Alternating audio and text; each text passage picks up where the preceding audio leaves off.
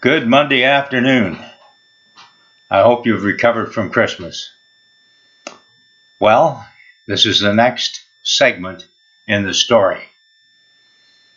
If you recall the last time, we had some interesting things happened. We know that Chief Petrovic and Detective O'Neill had visited with Benjamin Frankel in his large home in London. It's a very nice home. And when they went there, they were a little surprised, but not really. They found the neighbors Alba and Enoch Iverson there. The Iversons live next door. They're an older couple. And as many older people do, as a public service, they keep an eye on the neighboring properties. So this was a good opportunity for Detective O'Neill to find out about the house where Frankel lived. Did somebody visit it? What happened?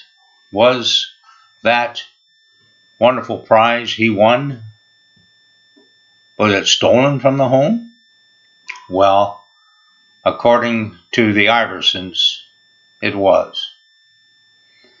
So they were pretty certain that the person that had stolen it was Bella Frankel. And Mrs. Iverson said she'd recognize her if she saw her. So we'll see what happens. And then, if you'll remember, the other interesting thing that happened the last time was that Constable Smith had done some great work, and as a result of that, Proofie had appeared, boots and all, and dirty feet and dirty socks, in the Chief of Police's office. Promptly produced a notebook with the date on it that was indicated the day that he'd received something to deliver from a woman. Aha! A woman gave him a bottle of expensive Krug 28 collection to deliver to that cottage in the bush. So things were coming together nicely. So, with all that happening, the story is heading towards a conclusion. The next thing that happened, of course, was on Thursday, which was the next day, Chief Petrovic went and visited the local judge. And when he talked to the judge said, "Do you have enough evidence here to charge this suspect?" And so he handed the judge a note. Chief Petrovic did. And on his note, the judge read the following information. We know that Louise Carter was poisoned. She was poisoned by drinking an expensive wine to which hemlock had been added. We know that Bella Frankel hired a local man to deliver the wine to Louise Carter's cabin in the bush. That was Proofie's role. We've interviewed that man and know he is innocent of any wrongdoing. They knew, of course, that if he drank the stuff, he'd be dead. We suspect that Bella Frankel gained entry to her brother's home in London in order to steal the precious medallion. The medallion was left near the murder scene in an attempt to cast blame on her brother, who was out of the country at the time. We know that Bella Frankel manipulated Louise Carter and Ruth Carter into adding Proctor's name to the company that owns the bush that the cabin sits on. This is quite a long indictment of things. Bella Frankel has also convinced Proctor Carter to put the ownership of the lumber company in her name. Sounds pretty damning, doesn't it? Well, the judge thought so too. He said, it's a very good case. It's not open and shut. You don't have an eyewitness to anything, but you have a lot of evidence. So he said, go and do your job. So Petrovic was elated. He made his plea for a warrant for the arrest of Bella Frankel, and it had been satisfied. So, of course, you know what happens next. That very same night in Ottawa, the Ottawa police arrested Bella Frankel at Ruth Carter's home and took her to jail. Well, of course, you know what that means. That means that someone has to bring Bella to Chaseford. So that's what's going to happen next. On Friday, Petrovic and Detective O'Neill make the trip to Ottawa. It's a 12-hour trip on the train. Not a trip that either one of them looked forward to very excitedly, but at the same time, they were quite delighted to be picking up who they felt was the murderer of Louise Carter. Of course, by the time they got back on Saturday, that would be another 12-hour trip, it was 9 o'clock in the evening. And at that point in time, Bella was introduced to her new quarters, a nice snug cell in the Chaseford jail. Well, here we are, a day or so later, Monday morning, and that small town is just buzzing with excitement. I can almost feel it, even though it's many years ago and not where I am. The cafe, the diner, everywhere, Main Street, everywhere all the talk and the babble is about, they've got a suspect. It's a woman. It's not a man. They've arrested her. She's in jail. Well, there you go. So they brought her back to town and they've got her there, and it's Monday.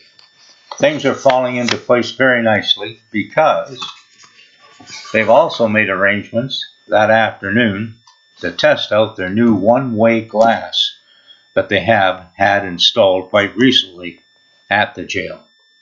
That means that the people that are coming to identify Bella can see through the one-way, but of course, the guilty party can't see through the glass to see who it is that's looking at them. They're excited about using it. That is, I'm talking about Petrovic and his constables. So the Iversons arrived at the police station. They drove down from London and arrived there just before 2 o'clock. Now Enoch, an older man, was excited and couldn't stop thinking about his Model A Ford that had made the trip. And he just wanted to get it over with. He wanted to get the car back on the road and get it back to London.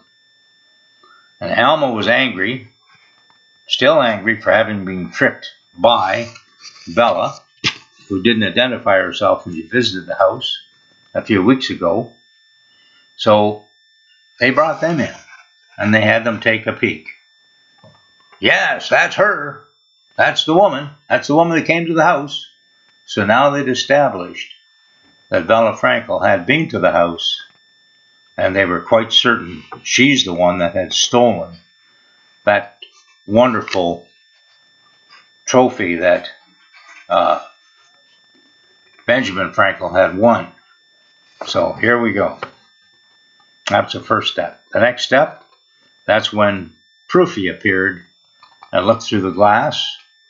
He was relatively sober, and he was able to say, yes, that's the woman that gave me the $20. Yes. So now they're delighted.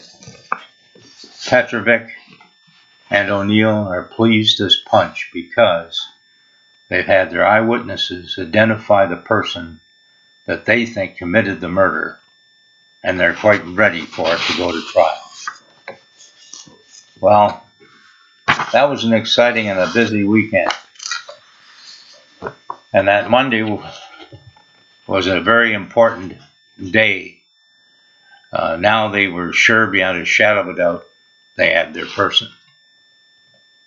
Well, the trial took place towards the end of October, and that's what I'm going to talk about next. Okay? Took place on October the 24th.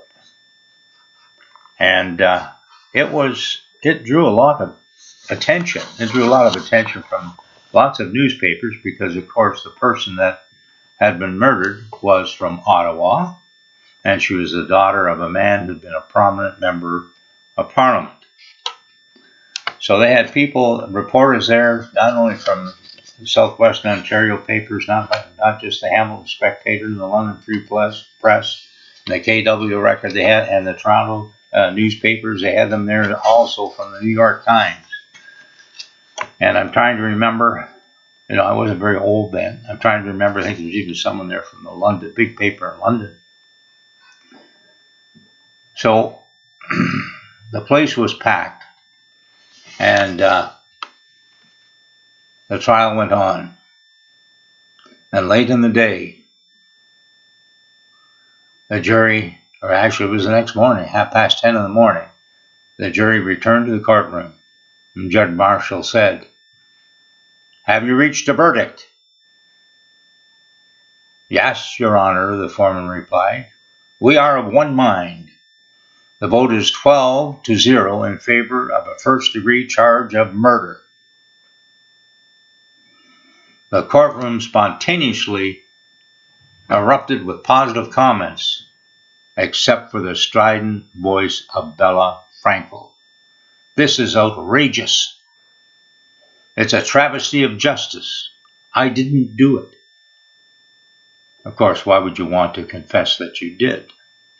The people were happy. The jurors were happy. Detective O'Neill was happy. Chief Petrovic was happy. Even Jay and Joel and their families and the other people in the courtroom were happy with the verdict.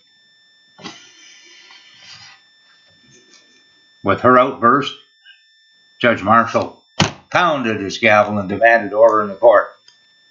The courtroom quickly became silent.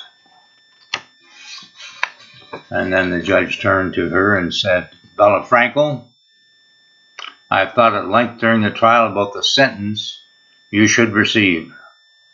I see no point in delaying your sentencing.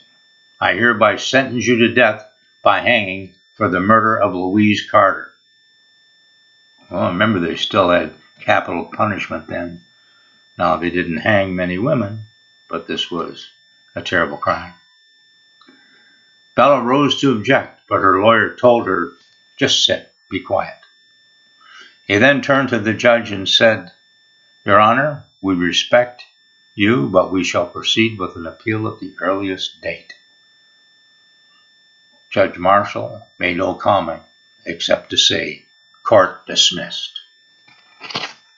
Well, there you have it. It was a story that started back in around the 24th of May and ended several months later, around the 25th of October.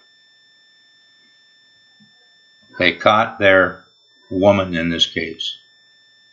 Was she guilty? Obviously, the jury thought so.